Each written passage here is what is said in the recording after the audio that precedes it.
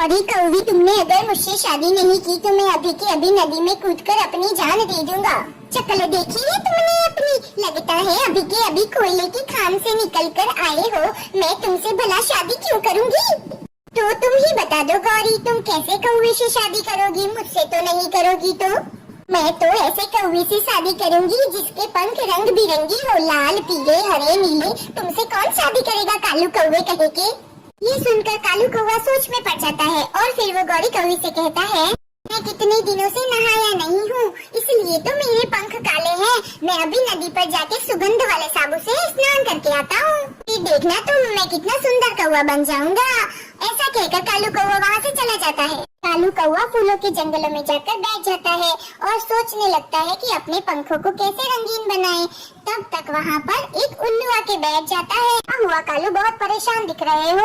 मुझे बताओ, मैं अभी तुम्हारी परेशानी का हल बताता हूँ। क्या बताऊँ तुम्हें उल्लू, मुझे तो गौरी कौवी बहुत पसंद है, पर वह मुझसे शादी करने के लिए मान ही नहीं रही। से तो रंग बिरंगी पंखों वाला कौवा पसंद है और मेरे पंख तो काले हैं। अब मैं क्या करूँ?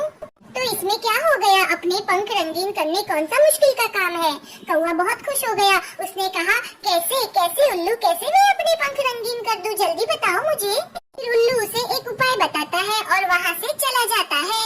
अब तो गौरी कौवी को मुझसे शादी करने से कोई नहीं रोक सकता। फिर कौवा वहाँ से सीधा टुन्नी चिड़िया के घर चला जाता है और वह टुन्नी चिड़िया से कहता है, चिड़िया चिड़िया तुम कितनी सुंदर हो और तुम्हारे पंख तो उससे भी सुंदर हैं। कालू भैया ज्यादा मस्के ना लगाओ और सीधे सीधे बताओ क्या बात है। चिड़िया बहन, आपके पंख बहुत सुंदर हैं, अपने 2-4 पंख मुझे दे दो प्लीज। ये आपके पंख बहुत अच्छे लगते हैं।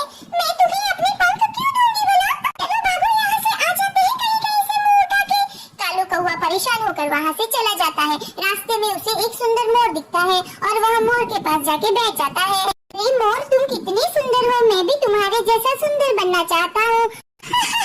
तुम तो हो कालू कौवे, तुम्हारे पंख भी है काले काले। मैं इतना सुंदर हूँ, मेरे पंख इतने रंग बिरंगी हैं। तुम मेरी तरह सुंदर कैसे बन सकती हो भला? ए मोर भाई, इसीलिए तो मैं तुम्हारे पास आया हूँ। आप मुझे अपने 2-4 पंख दे दो तो मेरे पंख भी रंगीन हो जाएंगे। तुम्हारे पंखों को मैं अपने पंखों के ऊपर चिपका दूंगा और इसी तरह मैं भी सुंदर बन जाऊंगा।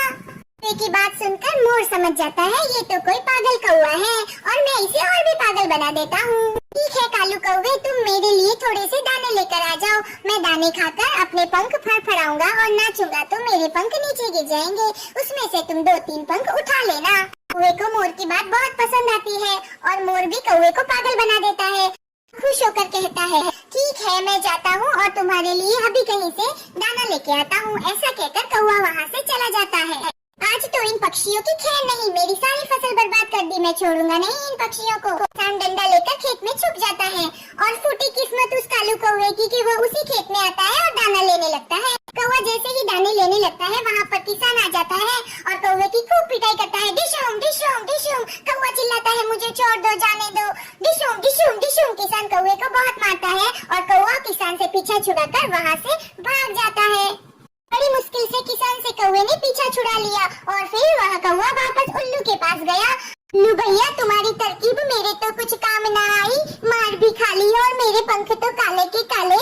अब मैं क्या करूं? कहकर कौवा जोर जोर से रोने लगता है। अगर आपको हमारी कहानी अच्छी लगी तो हमारे वीडियो को लाइक करें और हमारे चैनल को सब्सक्राइब करना ना भूलें। धन्यवाद।